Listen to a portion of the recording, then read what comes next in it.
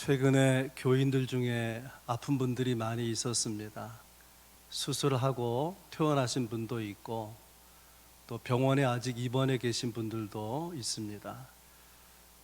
아픈 분들 중에는 나이가 지긋한 나이가 많이 드신 분들도 있고 젊은 교인도 있었습니다. 지난 두어 주간 교인들로부터 누가 아프답니다 그런 소식을 제가 많이 들었습니다. 아프면 당연히 치유를 갈망하게 되지 않습니까? 저도 주님의 치유를 소망하면서 아픈 분들을 위해서 한 주간 중보하며 이렇게 기도하며 지냈습니다. 오늘 본문에 보면 치유하시는 주님의 모습과 또 주님으로부터 치유받는 베드로 장모의 치유의 모습이 한 폭의 아름다운 그림처럼 묘사되고 있습니다. 본문을 이해하기 위해서 배경을 먼저 생각해 보면 유대인들은 안식일이 되면 회당에 모이게 됩니다. 회당 예배와 여러 가지 회당 모임을 마치면은 이제 집으로 와서 가족들이 모이게 되는데 모든 흩어진 가족이 다 모일 뿐 아니라 어떤 경우에는 이웃한 가정과 더불어서 두 가정이 세 가정이 함께 모이게 되고 또 어떤 경우에는 낯선 사람 손님도 청해서 같이 모임을 하게 되는데 점심 식사를 하게 되면서 한 주간 중에 제일 풍성한 음식으로 제일 맛있는 음식으로 준비해서 그 안식일 날 점심은 축제 같은 식탁으로 나누게 됩니다. 본문을 거슬러 올라가서 21절에 보면은 예수님께서는 회당에서 가르치셨어요. 가르치는 중에 귀신 들린 사람이 소리를 질러서 예수님의 가르치는 것이 좀 중단이 되었을 것 같습니다. 예수님께서는 그 귀신을 꾸짖고 귀신 들린 사람에게서 귀신을 쫓아내서 치유하시는 그런 일을 행하셨습니다. 지금도 그렇지만 병든 사람을 치유하는 치유 사역, 귀신 들린 사람에게서 귀신을 쫓아내는 축사 사역은 굉장히 에너지가 많이 소비되는 일이죠. 아마도 육체를 가지신 예수님이 피곤하셨을 것이다, 매우 힘들었을 것이다, 그런 생각을 해보게 됩니다. 오늘 본문은 이렇게 시작을 하고 있습니다. 29절, 회당에서 나와 곧 야고보 요한과 함께 시몬과 안드레의 집에 들어가시니, 베드로가 본문에 시몬이라는 이름으로 나와 있는데 시몬과 안드레는 형제죠. 베드로와 안드레는 형제입니다. 가버나움 회당 가까운 곳에 성지순례 가서 보면은 우리가 구경하게 될 것인데 불과 20m도 떨어지지 않은 곳에 베드로의 집이라고 하는 집터가 있거든요. 베드로가 예수님을 자기 집에 초대하게 됩니다.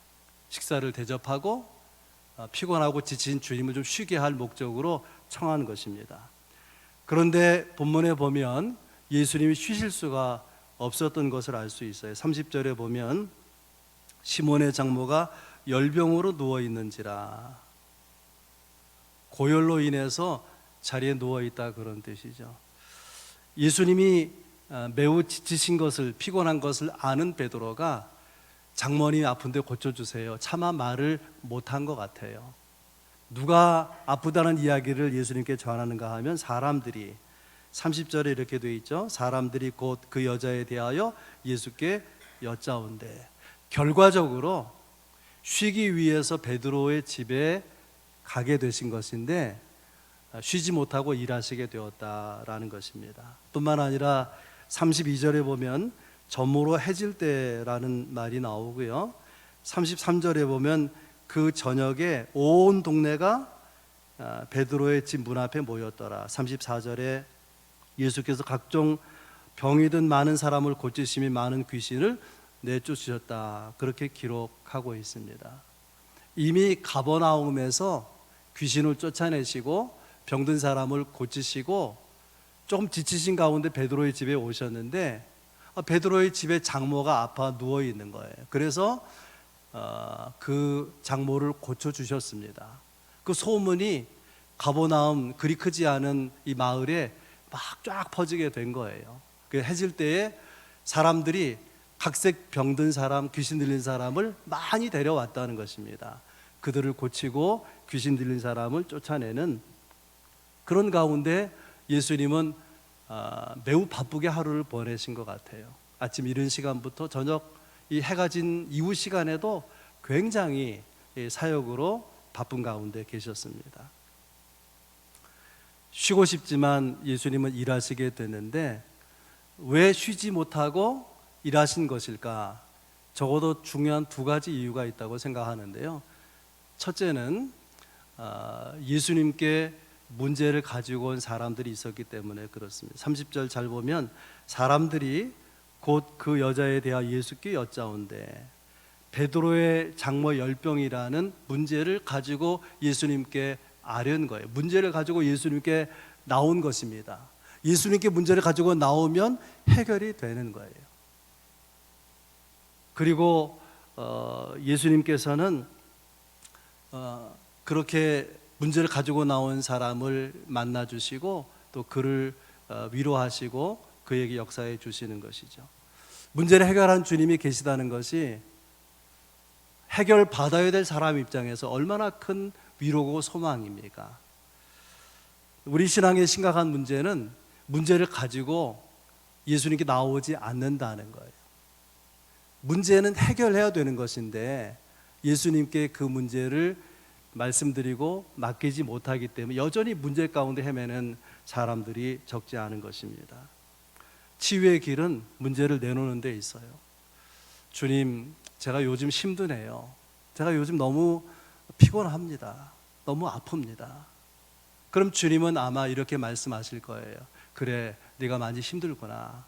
요즘에 네가 많이 아프구나. 그렇게 공감해 주실 것입니다. 주님은 단지 공감하는 것뿐만이 아니라 공감하시면 문제가 해결되는 거예요. 왜냐하면 우리와 공감하시는 그 예수님은 하나님이시기 때문에 천지 만물을 창조하신 전능하신 하나님이시기 때문에 그분이 우리의 마음을 공감해 주시면 문제는 해결되는 것입니다. 우리가 아파할 때 아마 주님이 이렇게 말씀하실 거예요. 아프면 아프다고 말해, 괜찮아. 힘들면 힘들다고 말해, 괜찮아. 그렇게 말씀하실 것입니다. 우리가 아프다고 말할 때, 힘들다고 말할 때 주님은 그 우리의 소리를 귀를 기울여 들으시고 그리고 문제를 해결해 주실 것입니다. 그러므로 주님 앞에 문제를 가지고 오는 게 중요해요.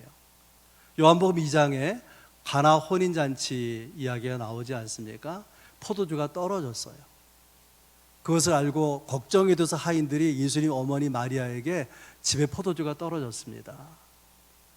근데 예수님의 어머니 마리아는 조금도 걱정하지 않는 거예요. 그리고 이렇게 지시하죠. 그가 무슨 말을 너에게 하든지 너희는 그대로 하라. 해결될 것을 믿었던 것이죠.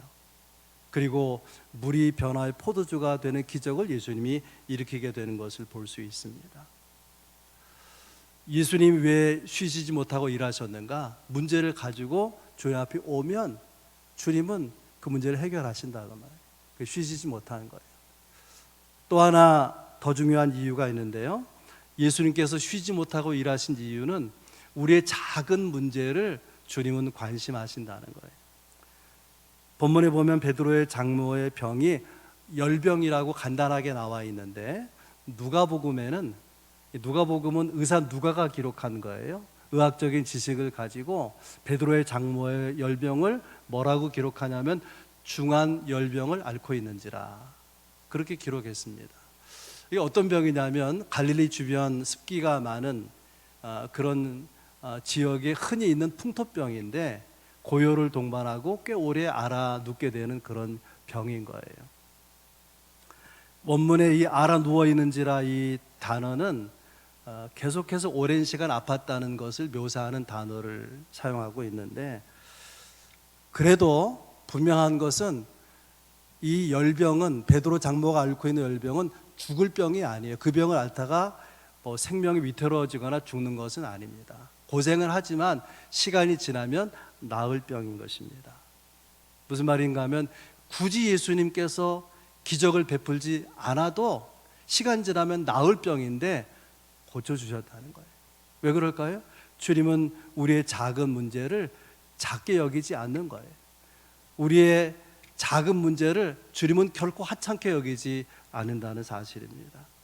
제가 어려서 식탐이 많아서 음식을 먹으면 꼭 과식하고, 과식하면 체하기 일쑤였어요.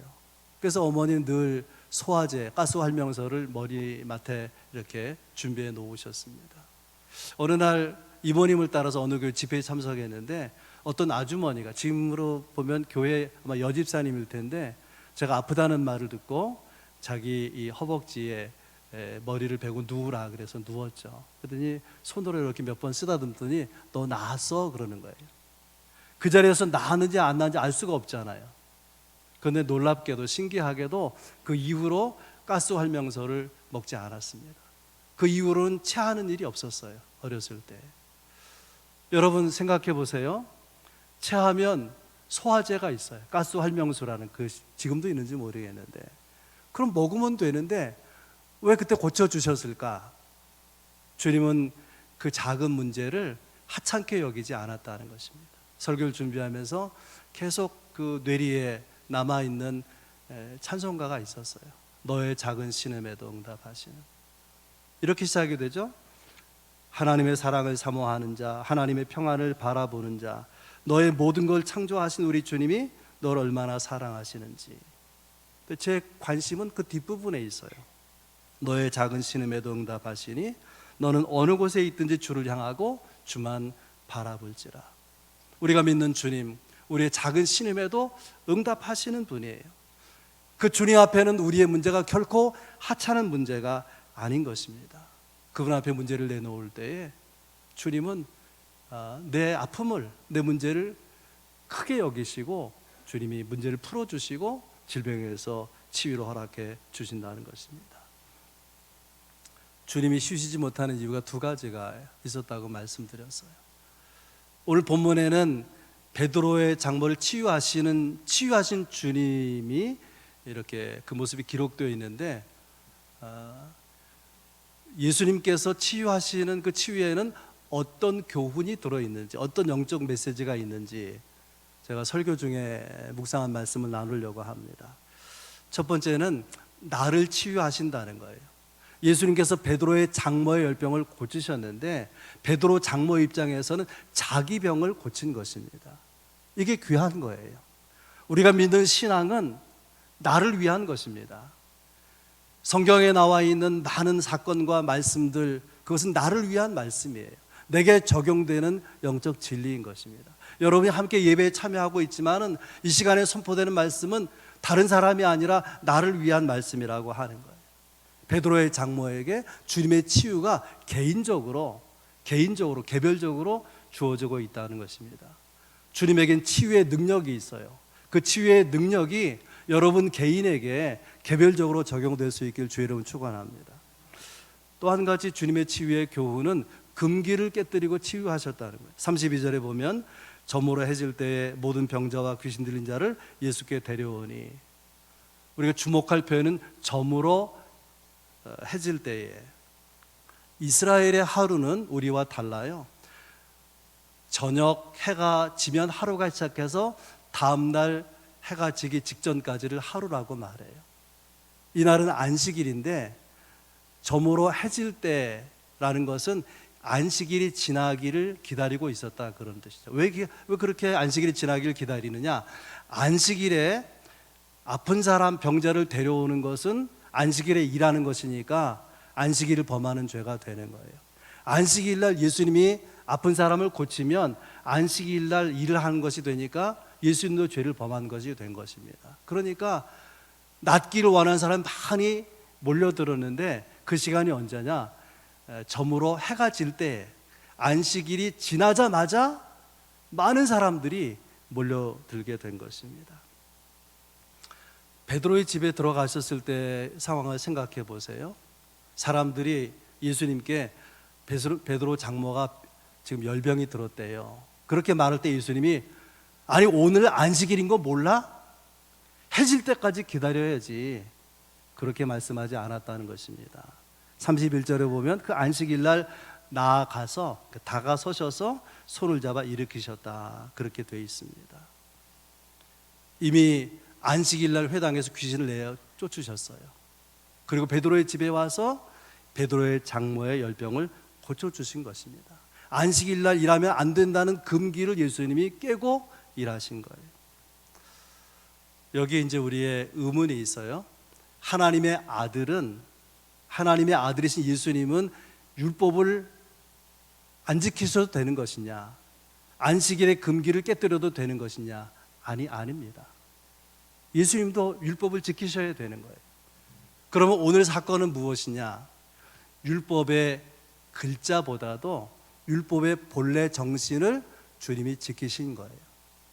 율법에 표현된 문장보다도 그 율법이 말하고 있는 본래 정신을 지키는 것이 율법을 지키는 거 아니겠습니까? 율법은 하나님을 사랑하는 것과 사람을 사랑하는 거죠. 아픈 사람을 고치는 게 사랑 아닙니까? 귀신 들린 사람에게 귀신을 쫓아내면 그 영혼이 자유하게 돼요. 그것이 사랑 아니냐, 그 말이에요. 그래서 마가복음 2장 21절에 보면 예수님이 놀라운 말씀하십니다. 안식일이 사람을 위하여 있는 것이 아니다. 사람이 안식일을 위하여 있는 것이 아니고 안식일이 사람을 위하여 있는 것이다. 당시의 생각은요, 이 안식일이 얼마나 귀하냐면은 우리의 삶은 안식일을 위한 것, 이런 생각이 있었단 말이에요. 예수님은 그렇게 말하지 않는 거예요. 안식일이 사람을 위해 있는 것이다. 그리고 이어서 더 놀랍게 예수님은 안식일의 주인이라, 인자는 안식일의 주인이라, 그렇게 말씀하십니다. 안식일을 문자적으로 지키는 것도 필요한 것이지만은 그보다도 안식일의 본래 정신인 생명을 존중하고 또 사람의 건강을 도모하고, 그것이 진정한 율법을 지키는, 율법을 준수하는 신앙이 된다는 것입니다. 이렇게 생각하시기 때문에 예수님은 사람의 시선을 아랑곳하지 아니하시고 사람들의 고정관념을 넘어서 율법에 매이지 아니하고 율법의 본래 정신을 따라서 병든 사람을 고치고 귀신을 쫓아내신 것이죠. 우리가 믿는 주님이 율법의 문자에 매어 있는 분이다. 그럼 얼마나 답답할 거예요. 그러지 않다고 하는 것이 얼마나 감사한지 몰라요. 여러분 어떻게 사십니까? 하나님의 말씀, 그 글씨보다, 그 문장보다 중요한 것은 그 말씀을 통해서 내게 어떤 말씀을 하고 계신 주님의 뜻은 무엇인지, 나를 향한 하나님의 메시지는 무엇인지 찾는 것이 훨씬 중요하지 않겠습니까? 예수님은 안식일이라는 고정관념을 깨고 사람을 살리고 사람을 고치는 일에 헌신하셨다는 것입니다. 세 번째로 생각할 것은 이제 이 고침받은 베드로의 장모가 오늘 본문에 보면 수정들었더라 31절에 나와요. 열병이 떠나고 여자가 그들에게 수정드니라. 왜 수정들었을까? 여기도 두 가지 이유가 있어요. 첫째는 치유 이상의 은혜를 받았기 때문에. 이 여인이 경험한 것은 단지 치유만이 아니라 치유 이상의 어떤 은혜를 경험했다는 거예요. 31절에 보면 예수님이 베드로의 장모를 치유하는 장면이 흥미롭게 기록되어 있습니다. 나아가사 그 손을 잡아 일으키시니, 확 손을 잡아 일으키셨다, 그런 의미가 아니에요. 왜냐하면 동일한 사건을 다루는 마태복음 8장 15절에서는 그의 손을 만지시니라고 되어 있어요. 여인의 손을 예수님의 손이 터치하셨다, 그런 뜻이죠. 어떤 손길이었을까요? 이것은 섬세하고 부드러운 자상한 손길이었을 것입니다. 어쩌면 이렇게 말하고 계신 것인지 몰라요. 그동안 병으로 많이 아프셨죠? 많이 힘드셨죠? 걱정하지 마세요. 제가 고쳐드리겠습니다. 저를 믿으세요. 제 손을 잡고 일어나 보세요 하고 오늘 본문에 손을 잡아 일으키셨다, 이렇게 되어 있을지 모르겠습니다. 중요한 것은요, 예수님은 하나님이십니다. 말씀만으로도 고칠 수 있는 분이에요. 명령 한마디만으로도 고칠 수 있는 분인데, 주님은 이 시간에 손을 잡아 일으키셨다는 거예요. 손으로 타치하시면서 그리고 고치셨다는 것입니다. 25절에 보면 귀신을 내쫓을 때는 꾸짖어서 명령해서 귀신을 내어 보냈습니다. 그런데 시몬의 장모를 고치실 때는 부드럽게 손을 대면서 타치하시면서 고치셨다고 하는 거예요. 이 여인이 무엇을 느꼈을까요? 아, 이분이 나를 생각해 주시는구나. 아, 이분이 나를 사랑하시는구나. 여러분, 이 베드로 장모의 치유, 그것은 궁휼함에서 시작이 된 거예요. 예수님의 궁휼한 마음에서, 사람들의 궁휼한 마음에서 이 여인이 병들었습니다. 아뢰게 되고, 궁휼한 마음을 가진 주님이 궁휼의 타치를 할 때에 여인에게 치유가 경험된 것이죠.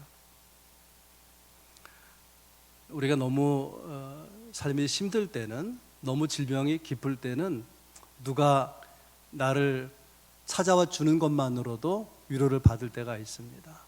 그런데 그런 시간이 오래 가고 병이 깊어지고 그렇게 되면은 사실은 가족도 늘 곁에 있어주지 못하고, 또 너무 아프면은 가족의 위로조차도 위로가 되지 않을 때가 있습니다. 여러분 꼭 기억하시기를 바랍니다. 주님은 여인에게 그 부드러운 궁휼의 손길로 타치하신 것처럼 우리를 찾아와 주시고, 또 그 궁휼의 마음으로 만져주시고 치유해 주실 것입니다. 사람들은요, 내가 잘 나갈 때 힘이 있을 때는 내게 몰려와요. 그런데 내가 아무것도 아닌 존재가 되면 언제 함께 했나 싶을 정도 썰물처럼 빠져나가게 되는 거죠. 좋다고 가까이 다가왔다가도 몸이 피곤하면 만사가 귀찮으니까 다 가 하고 내게서 물리칠 때가 있잖아요. 주님은 결코 주님 등 떠밀어서 그렇게 보내는 분이 아닌 것입니다. 지금 피곤한 가운데 쉬고 싶은 마음으로 베드로의 집에 왔지만 일하고 계시지 않습니까? 사람들은 위로한다고 하지만 잠시 위로하고 떠나가지만 주님은 떠나지 아니하시고 성령으로 지금도 우리와 함께 하시고 우리의 마음을 만지고 계시는 것입니다. 이 베드로의 장모가 경험한 은혜는 치유 이상의 은혜예요. 단지 몸이 나아서 감격해 하는 게 아니고 그의 마음을 만지고 또 그의 마음을 위로해 주셨기 때문에, 그래서 기쁜 마음으로 수종 들고자 한 것입니다. 두 번째, 왜 이 여인은 수종 드는 것이냐? 받은 은혜가 가만히 있을 수 없게 만들었다는 거예요. 은혜를 받고 가만히 있을 수가 없다는 것입니다. 31절에 열병이 떠나고 여자가 그들에게 수종드니라. 마태복음 8장에서는 예수께 수종드니라. 그러니까 종합하면은 나음을 받고 예수님만 대접한 것이 아니라 그리고 다른 사람들도, 제자들도 대접했다고 하는 거예요. 아마 음식 솜씨가 좋았을 것 같아요. 그래서 음식을 잘 만들어서 예수님과 또 함께 초청을 받은 제자들을 잘 대접한 것 같습니다. 우리는 신앙생활하면서 이렇게 그 마음에 언짢아 할 때가 있어요. 저 사람 왜 봉사 안 하지? 다 지금 땀을 일하고 있는데 왜 저 사람 일 안 하지? 왜 저 사람 헌신 안 하는 거야?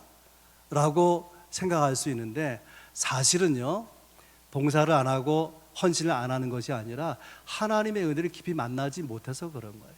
누구든지 하나님의 은혜를 제대로 깊이 있게 경험하면 가만히 있을 수가 없는 거예요. 주님을 섬기고 싶은, 주의 일에 헌신하고 싶은 마음이 가득 채워져서 그 마음으로 일어서서 봉사의 자리에, 섬김의 자리에 다가서게 되는 것이죠. 본문의 수종드니라, 이 단어가 원문에 디아코네이라고 하는 단어인데요, 이 동일한 단어가 마가복음 10장 45절에 한 번 더 나와요. 인자가 온 것은 섬김을 받으려 함이 아니라 도리어 섬기려 하고라고 말할 때 그 섬기려 하고가 디아코네사이, 앞부분 디아코네까지가 네 글자가 똑같아요. 디아코네이, 디아코네사이. 그리고 또 한 가지 우리가 기억할 것은 왕으로 오신 주님이 섬기고자 하셨다고 하는데, 이 예수님이 섬기고자 하는 그 디아코네이가 시제가 뭐냐면요, 과거 완료형이라 그래서 이것은 우리말로 하면은 행동이 계속 이어져 나가는 거예요. 한 번 이 여인이 예수님께 수종 들었다라 끝난 게 아니라 이후로도 이렇게 주님을 섬기고 사람들을 섬기는 일이 계속되었다라는 것을 짐작하게 하는 단어인 것입니다. 은혜 받은 사람의 증거요, 사랑을 입은 자의 증거라고 볼 수 있습니다. 깊이 은혜를 만나면 가만히 있을 수가 없는 거죠. 주님을 기쁘시게 하고 싶고, 주님이 기뻐하는 일을 하고 싶고, 또 주님이 기뻐하시는 사람들을 위해서 헌신하고 싶은 그런 마음이 당연히 주어지게 되는 거 아니겠습니까? 실제로 누가복음 8장에 보면 예수님과 제자들이 각 마을과 성으로 두루다니면서 복음을 전하게 되는데, 그때 함께했던 사람들을 기록하고 있어요. 누가복음 8장 2절에 보면 악귀를 쫓아내심과 병 고침을 받은 어떤 여자들, 곧 7 귀신이 나간 자 막달라인이라 하는 마리아와 또 헤롯의 청지기 구사의 아내 요한나와 수산나와 다른 여러 여자가 함께하여 자기들의 소유로 그들을 섬기더라. 예수님과 제자들이 복음을 전도할 때에 계속 복음을 전할 수 있도록 전도 물품을 대든지 식사를 제공하든지 숙소를 제공하든지 이런 일을 누가 감당했느냐? 이 누가복음 8장 3절에 보면 다른 여러 여자가 함께하여 자기들의 소유로 그들을 섬기더라. 그 여인들, 수종 들고 섬기던 여인들 중에 이 베드로의 장모도 아마도 끼어 있었을 것입니다. 그런가 하면 예수님께 십자가 지시고 그 몸이 무덤에 계실 때에 여인들이 향품을 사가지고 준비해서 무덤을 찾거든요. 그 무덤이 비어 있었죠.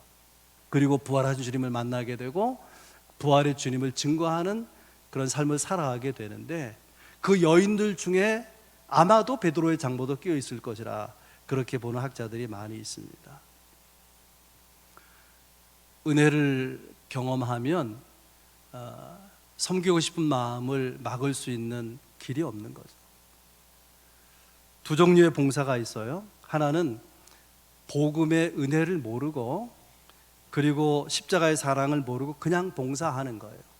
이런 봉사는 오래 지속되기 어렵습니다. 오해를 받거나 또 누가 비난을 하거나 또 시간이 오래 가면 지쳐서 그만두게 되는 거죠.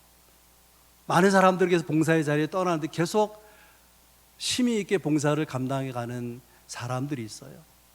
그런 사람 누구냐면 하나님의 은혜를 깊이 경험한 사람이죠. 주님의 사랑을 구체적으로 경험한 사람. 이런 사람은 평생 봉사의 자리에, 섬김과 헌신의 자리에 서는 것 아니겠습니까? 오늘 본문은 짧은데요, 이런 구조로 되어 있어요.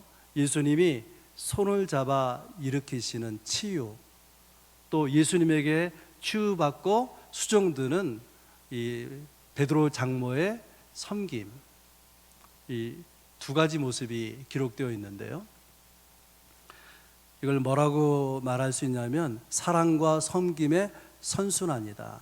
예수님은 치유하심으로 섬기고 베드로의 장모는 음식을 대접함으로 섬긴 거예요. 섬김이 섬김으로 이어져 나가는 것입니다.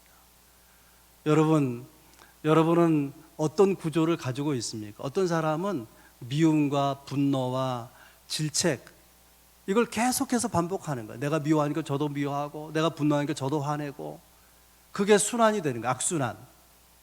부정적인 게 악순환 되는 거예요. 예수님과 여인 사이에는 사랑과 섬김이, 치유와 봉사가 순환되고 있는 것입니다. 오늘 본문은 아주 짧지만 너무나 아름다운 삶을 보여주고 있습니다. 예수님은 가버나움 사역으로 이미 피곤해서 쉬고 싶었지만 베드로 장모의 아픔을 공감하시고 다가와서 손을 대서 만져주시고 치유해 주셨습니다. 예수님의 섬김, 예수님의 디아코니아가 섬김이라는 단어거든요. 예수님의 디아코니아라 그렇게 말할 수 있어요.